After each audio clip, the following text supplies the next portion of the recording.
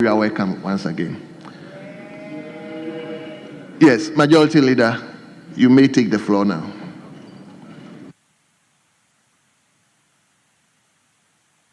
Thank you, Mr. Speaker. Mr. Speaker, I think that this is a very simple matter, and I'm surprised that the very valuable time of this House is spent discussing a matter that is so simple and straightforward. Mr. Speaker, this is the basis of the statement and the comments that have been made so far. I ask for your kind permission to read it, just to read it. And I'm happy that we have people who understand English listening.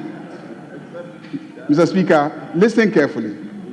It says that the Honorable Minister for Communication, Digital Technology and Innovations has directed the Acting Director General of the National Communications Authority, NCA, to take immediate enforcement action against the following entities for operating without valid frequency authorizations.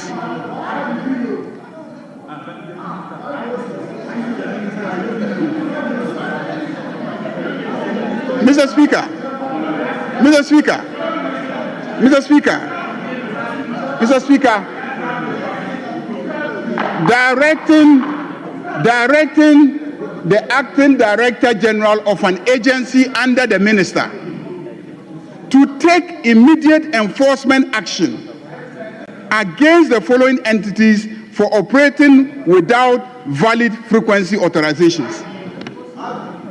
Mr. Speaker, what I hear from the other side is not that it is the case that they had license. They are not insisting that they had license. They are also not denying that they operated without frequency authorization. They are not denying. I haven't heard them deny the whole day. I haven't heard them deny that they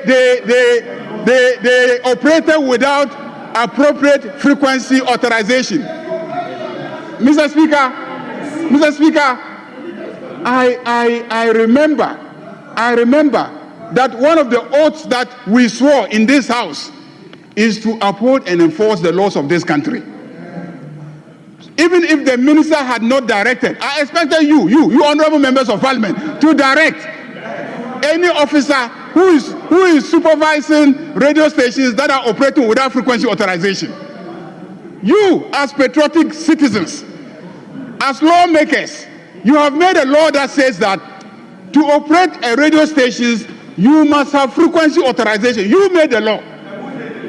And somebody is running a radio station, operating it without frequency authorization. And the minister dutifully directs that the law should be enforced. And you come to this House and say that we shouldn't close early and have lunch because of that matter. Mr. Speaker, they are asking how did the minister know? Because they don't know that on this side, we appointed people who are so competent that nothing will pass by them. Mr. Speaker, the minister is so competent that they didn't think he would know that those stations were operating without frequency authorization. And when the minister gets to know within 10 days of sitting in that office, they are surprised. They are mesmerized. We have the men and the women who are capable of doing the job. Within 10 days, they got to know.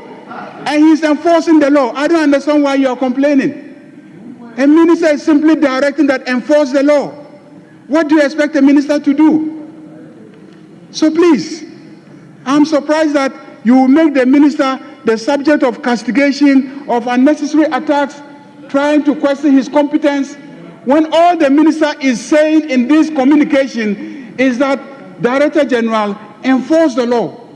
Because these stations are operating without frequency authorization. How is that an offense? How is How is that a matter for which the minister should be summoned to this house to come and answer?